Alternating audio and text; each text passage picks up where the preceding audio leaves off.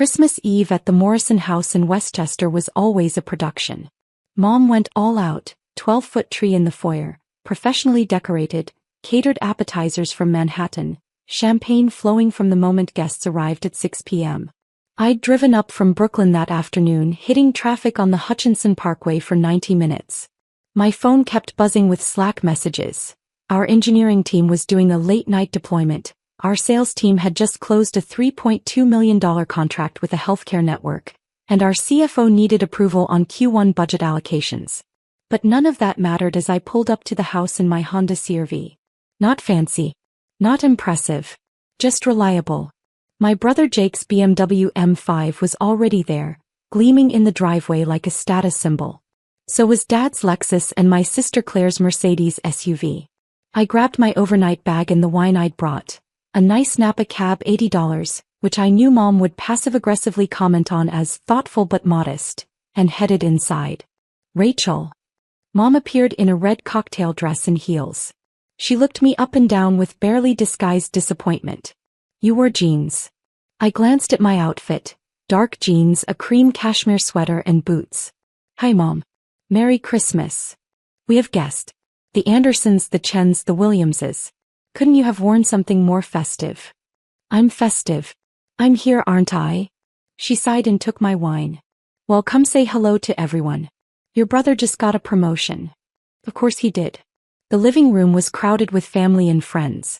Dad held court by the fireplace, discussing his latest real estate development, luxury condos in Manhattan. Claire and her husband Brad were showing off photos of their new house in Connecticut. And Jake stood by the bar, surrounded by admirers, explaining his recent promotion to Senior Vice President of Sales at MedCore Solutions. Rachel. Jake spotted me and waved me over. There she is. My baby sister. I was 34. He was 37. But he'd been calling me baby sister my entire life, usually right before dismissing something I'd said. Hi Jake. Congratulations on the promotion. Thanks. It's been a great year. Just closed a $47 million deal with a hospital network in Boston. Biggest contract in company history.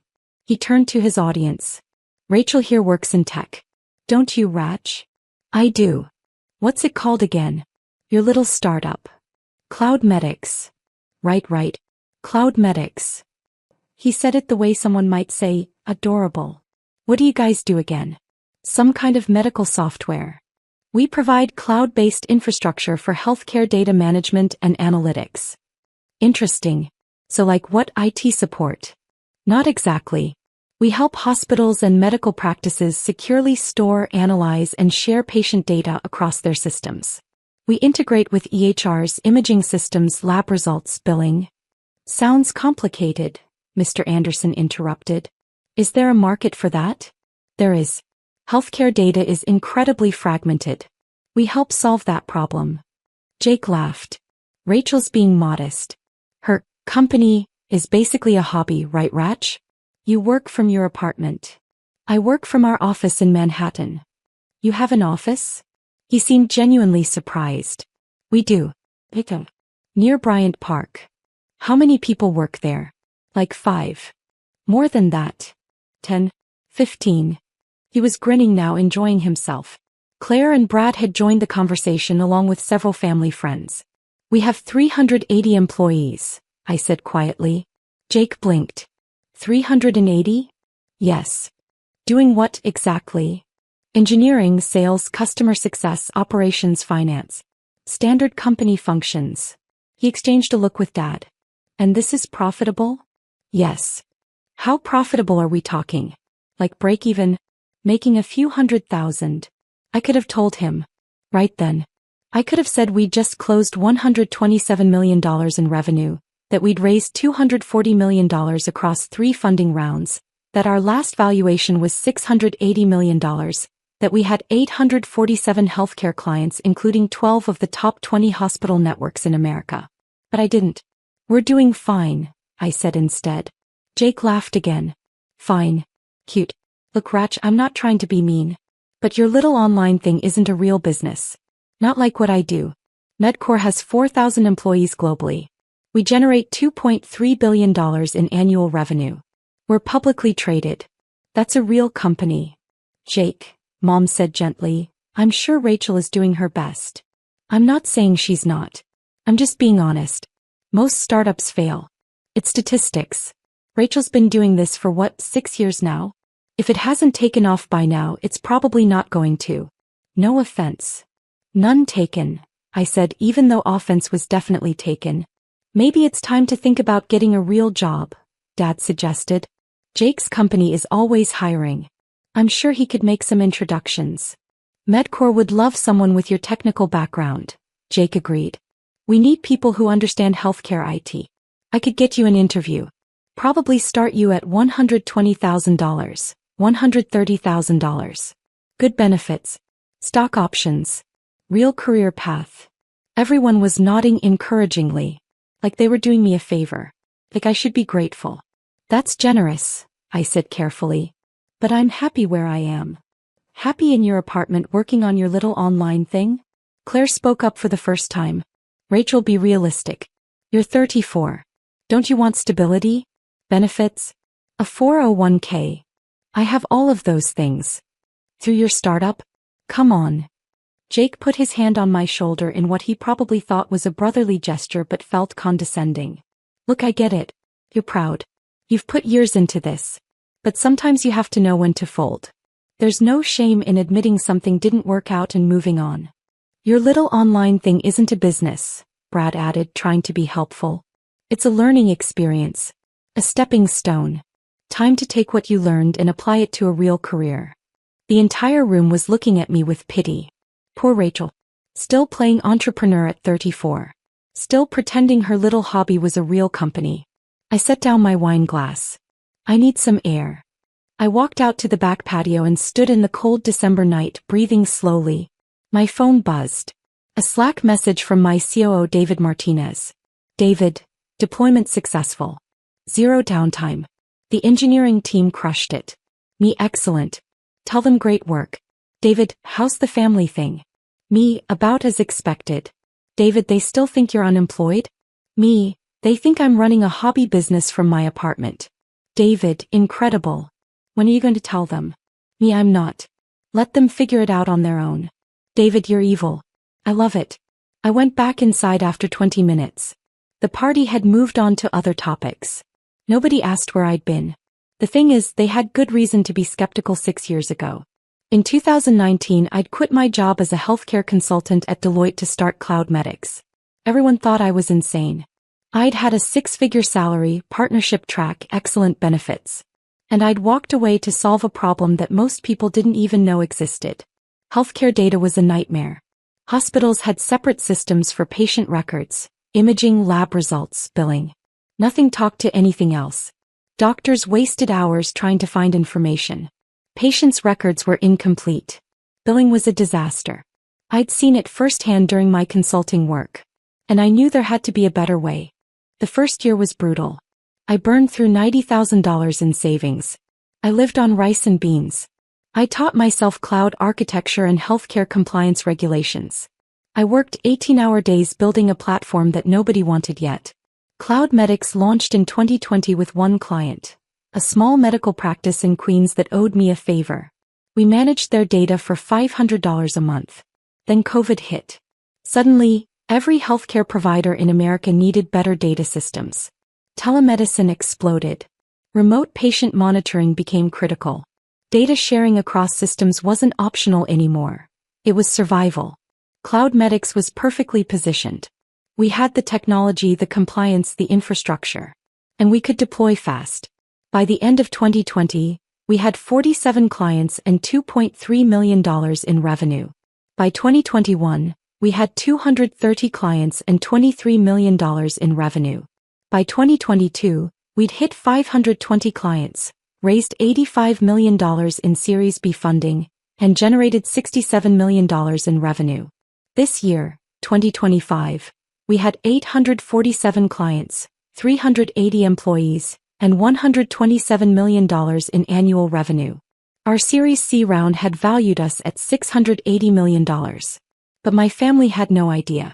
They'd seen my modest apartment in Brooklyn, which I owned outright mortgage-free, but they didn't know that. They'd seen my sensible car, paid cash. They'd seen my casual clothes, comfortable and practical. And they'd decided I was failing. I'd stopped correcting them around year 3. What was the point? They weren't asking real questions. They were making judgments based on appearances. And honestly, part of me wanted to see how long it would take them to notice. To show genuine curiosity. To care enough to ask about my work beyond, how's the computer thing going? 6 years. The answer was 6 years and they still didn't care. 3 weeks after Christmas on a Wednesday afternoon, I was in my office reviewing our Q1 sales pipeline. We had 17 deals in late-stage negotiations, including 3 enterprise contracts worth $10+ million each. My office was on the 23rd floor of our Midtown Manhattan headquarters. Floor-to-ceiling windows overlooking Bryant Park. Modern furniture, dual monitors, walls covered with patents, industry awards and framed articles from HITN News, Modern Healthcare and Forbes about Cloudmedix's rapid growth. My assistant Jennifer knocked on my open door. Rachel, your 3 p.m. is here. Robert Chin from MedCore Solutions. I looked up from my laptop. MedCore? Yes. He's their executive VP of strategic partnerships. He's been trying to get a meeting with you for 6 months. This is his 3rd attempt. Jake's company. Did he say what he wants to discuss? Partnership opportunities. He mentioned something about integrating their medical devices with our data platform. I smiled slowly. Show him in. Jennifer left and returned 30 seconds later with a man in his mid-50s, wearing an expensive suit and carrying a leather portfolio. He was already talking as he entered. Ms. Morrison, thank you so much for finally agreeing to meet. I know your schedule is. He stopped mid-sentence. He'd just seen my face. The color drained from his cheeks. Mr. Chin, I said calmly. Please have a seat. He stood frozen in the doorway, his mouth slightly open. You're Rachel Morrison? I am. And you're Jake Morrison's boss, correct? Yes. I'm the Executive Vice President of Strategic Partnerships at MedCore Solutions. Jake reports to me. I know. He mentioned his promotion at Christmas. Congratulations on the Boston deal, by the way. $47 million. Impressive. Robert Chen's hands were visibly shaking as he walked to the chair across from my desk and sat down stiffly. He set his portfolio on his lap but didn't open it. Jake is your brother, he said slowly, like he was processing information in real time. He is. And you're the CEO of Cloudmedix. Founder and CEO, yes. Jake never mentioned. I had no idea you were related. Jake doesn't know what I do. None of my family does, really. They think I run a small hobby business from my apartment. Robert Chin blinked several times.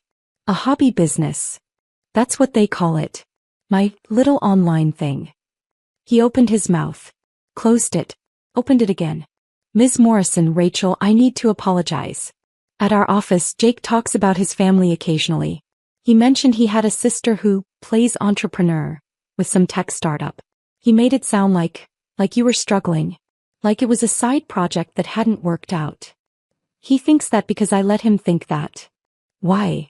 Because he never asked what I actually do. None of them did. They saw how I dressed, where I lived, what I drove, and decided I was failing.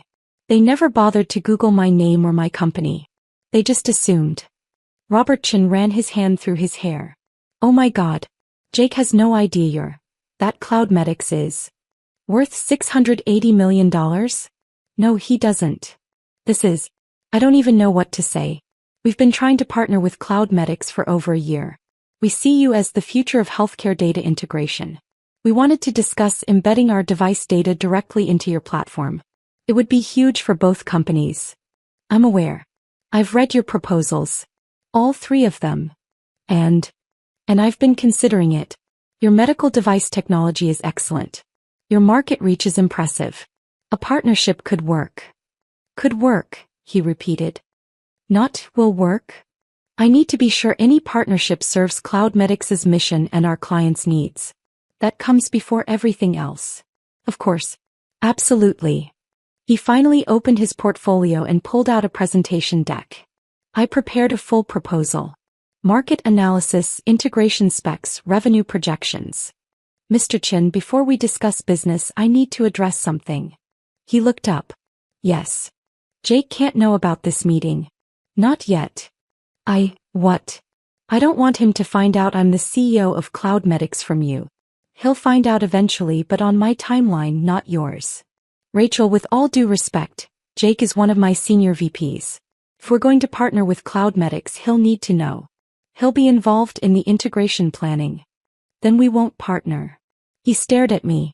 You're serious? Completely serious. My relationship with my family is complicated. I'm not ready for them to know what I've built. Not yet. That's a deal breaker for Medcore, I understand. But those are my terms. Robert Chin sat back in his chair, processing. How long do you need? I don't know. Maybe a few months. Maybe longer.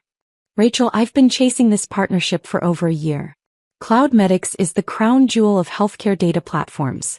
If we integrate with you, it transforms our business model. I can't wait indefinitely. I'm not asking you to wait indefinitely. I'm asking you to be patient while I figure out how to handle this situation. And if I agree, if I keep this quiet from Jake and the rest of Medcore's leadership, then we can discuss partnership terms. Not a guarantee, but a real conversation. He drummed his fingers on the portfolio, thinking, I need something in return. Such as a timeline. I need to know when you're going to tell your family, because eventually this will come out. And when it does, I need to know Medcore won't be caught in the middle of family drama. Fair enough. I'll tell them by April 1st. That gives me 3 months. And if we move forward with a partnership, Jake will need to recuse himself from the Cloudmedics integration team. Conflict of interest. I'd prefer that. Robert Chin extended his hand. Deal. I'll keep this quiet until April 1st. In exchange, you'll give serious consideration to our partnership proposal. I shook his hand. Deal. He smiled for the first time since entering my office. Your brother has no idea what's about to hit him, does he? Not even remotely. Can I ask why you've kept this secret for so long? I leaned back in my chair. Because I wanted to see if anyone in my family cared enough to actually ask about my work. To show genuine interest. To look beyond appearances. They didn't. And that told me everything I needed to know about what they value. That's harsh. Maybe. But I spent 6 years building this company while my family assumed I was failing. I learned to succeed without their belief, their support, their validation. That changes you. I imagine it does. He stood up. I'll send over our updated proposal by Friday. Take your time reviewing it. And Rachel, for what it's worth, Jake talks about you more than you might think. He worries about you. He worries about me embarrassing the family. That's different from caring about me. Robert Chin nodded slowly. You might be right about that. I'll be in touch. After he left, I sat in my office watching the sun set over Bryant Park. My phone rang. Jake. I let it go to voicemail. The next morning, Jennifer knocked on my door again. Rachel, your brother is in the lobby. He doesn't have an appointment, but he's insisting he needs to see you. Jake is here. Yes. He looks upset. I glanced at my calendar. I had a board meeting in an hour, but I could spare 15 minutes. Send him up. Jake appeared 5 minutes later, looking disheveled. His tie was loose, his hair messy. He walked into my office and stopped dead when he saw the space. What the hell is this? He asked. My office. Please sit down. Your office. He was looking around like he'd entered another dimension. At the windows, the furniture, the awards on the walls. This is your office. Jake. This is where I work. This is. He picked up an award from my credenza. Modern Healthcare Innovation Leader of the Year, 2024? You won this. Cloudmedics won it. I accepted on behalf of the company. He set it down carefully and picked up another.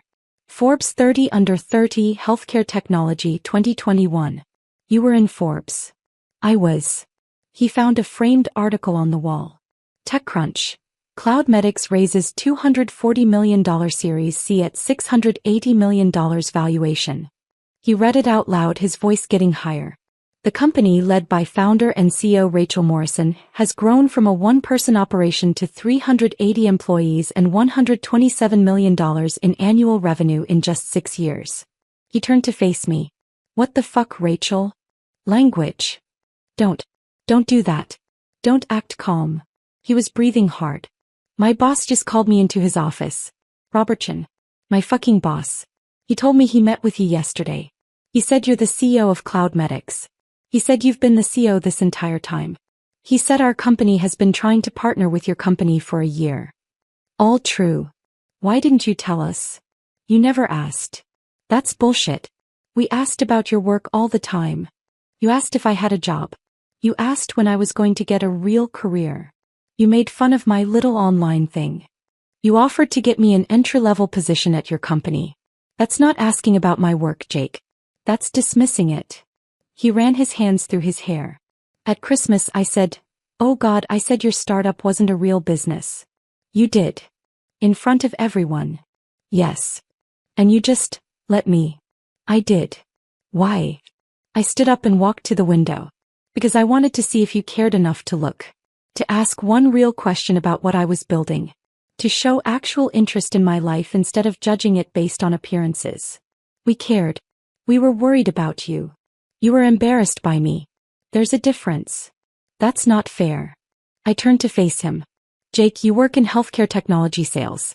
Cloudmedics is one of the biggest names in healthcare data platforms. We've been in the news constantly for the past 3 years. We've won awards. We've raised hundreds of millions in funding. We're your industry. And you had no idea I founded the company. That's not caring. That's not even basic curiosity. He sat down heavily in the chair across from my desk. Oh my God. Christmas I offered to get you a job. At MedCore. At $120,000 a year. You did. And your company is worth $680 million. As of our last funding round, yes. How much do you own? 63%. He did the math in his head, his face going pale. That's over $400 million. On paper. I can't exactly spend it. Still. He looked up at me. You're worth over $400 million and I offered to help you get an entry-level job. Senior level, actually. You said $120,000 to $130,000. That's not entry-level. Don't joke about this. I'm not joking. I'm pointing out how absurd the situation is. You assumed I was failing without knowing a single fact about my company. About my revenue, my clients, my employees, my growth. You just decided I was pathetic and treated me accordingly. I never said you were pathetic. You said my work wasn't a real business. You said most startups fail and it was time to give up.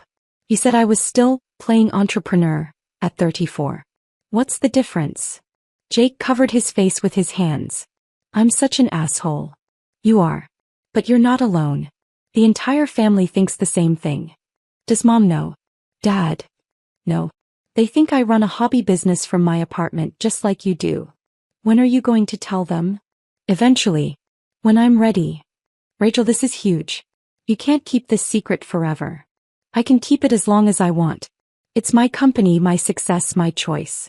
He looked at me with something like desperation. What can I do? How do I fix this? You can start by actually asking about my work.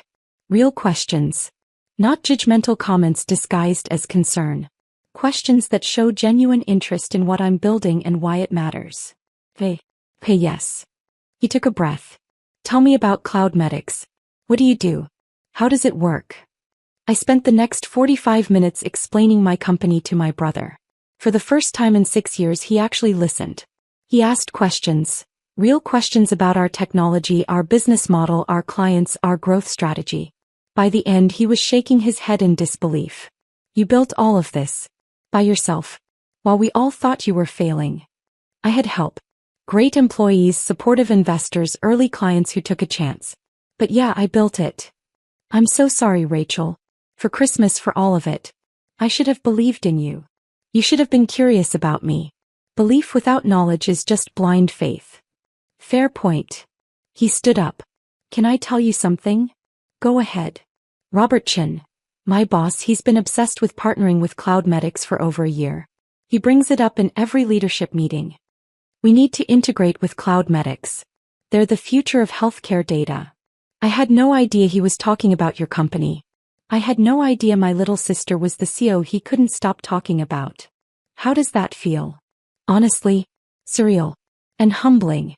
And like I've been the world's biggest idiot for 6 years. Only 6 years. I'd say it's been longer than that.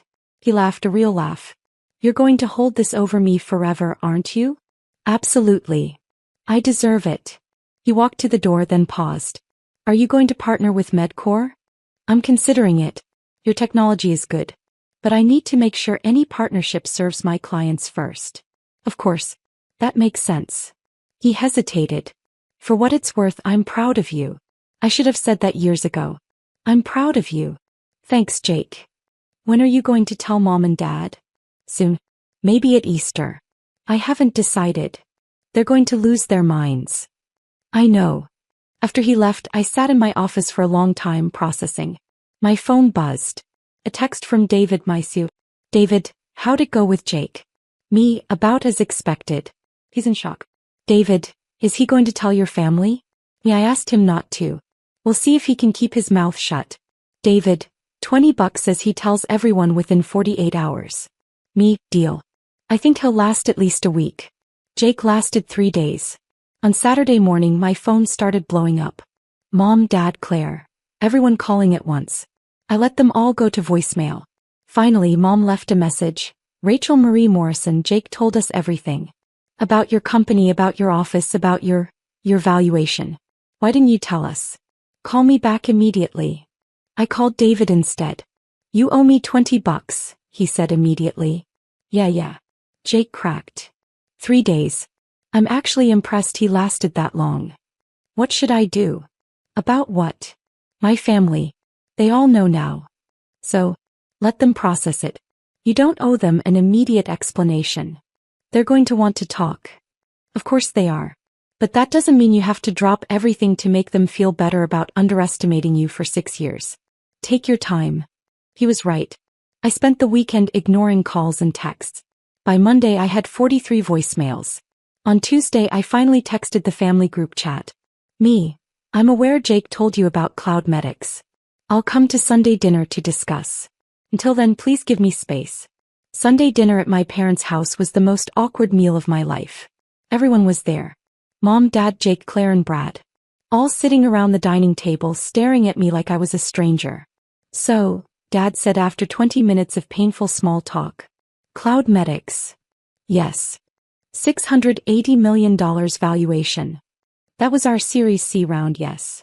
You own 63%. I do. That makes your stake worth roughly $428 million. On paper. I can't access that money unless we have a liquidity event. Mom set down her fork. Why didn't you tell us? You never asked. That's not an answer. It's the only answer I have, Mom. For 6 years I talked about my company at every family gathering. And every time you dismissed it. You called it a hobby. You suggested I get a real job. You compared me unfavorably to Jake and Claire. You never once asked what I was actually building. Because you lived in a tiny apartment. Claire interjected. You drove an old car. You dressed like a college student. How were we supposed to know you were successful? By asking. By showing curiosity. By caring enough to look beyond appearances. Dad shook his head. This feels like a test we didn't know we were taking. It wasn't a test. It was just life. My life. And you weren't interested in it. That's not fair, Mom said. We love you. We've always loved you. You loved the version of me you wanted me to be. You didn't love, or even try to understand, the person I actually was. Jake spoke up. She's right. I offered to get her an entry-level job at Medcore. At Christmas. In front of everyone. Like I was doing her a favor. I'm the senior VP of sales at her company's potential partner, and I didn't even know she existed. That's different, Dad said. How? Jake works in medical devices, not healthcare data. It's a different sector. Dad, Cloud Medics is in every major healthcare trade publication. We've been featured in Forbes, TechCrunch, Modern Healthcare. Rachel won Healthcare Innovation Leader of the Year. If I'd cared enough to pay attention to my own industry, I would have known who she was. The table went silent. So what happens now? Claire asked quietly. Now. I looked around at my family. Now you know the truth. I built something extraordinary while you all assumed I was failing. That changes our relationship. How? Mom asked. I don't know yet. I need time to figure out how to be part of this family now that you know who I actually am. We've always known who you are, Dad protested. No, you didn't. You knew who you assumed I was. Those are very different things. 6 months later, CloudMedix partnered with MedCore Solutions on a landmark integration project worth $85 million over 5 years. Robert Chin led the negotiations. Jake recused himself from the project due to conflict of interest. The partnership was announced in the Wall Street Journal. The article mentioned that I was Jake Morrison's sister, a detail that apparently shocked several people in the healthcare tech industry who knew us both. My family and I are still rebuilding. Slow, awkward work. Mom asks about the company now. Real questions about our technology and our clients. Dad reads every article about CloudMedix and sends me thoughtful emails. Claire and I have coffee once a month where we actually talk, not just exchange pleasantries. Jake became my biggest advocate. He tells everyone at MedCore about his genius CEO sister. It's a little much, but I appreciate the enthusiasm. Last month, Forbes ran a profile on me, the healthcare tech CEO who built a $680 million company in silence. They interviewed my family. Jake said, I underestimated my sister for years. That's my biggest regret. She taught me that quiet competence builds empires. Mom said, we didn't see what was right in front of us. We won't make that mistake again. Dad said, my daughter succeeded despite us, not because of us. That's something I have to live with. I framed all 3 quotes. Not because I needed their validation, I'd stopped needing that years ago. But because they were finally telling the truth. And truth, even delayed, is worth celebrating.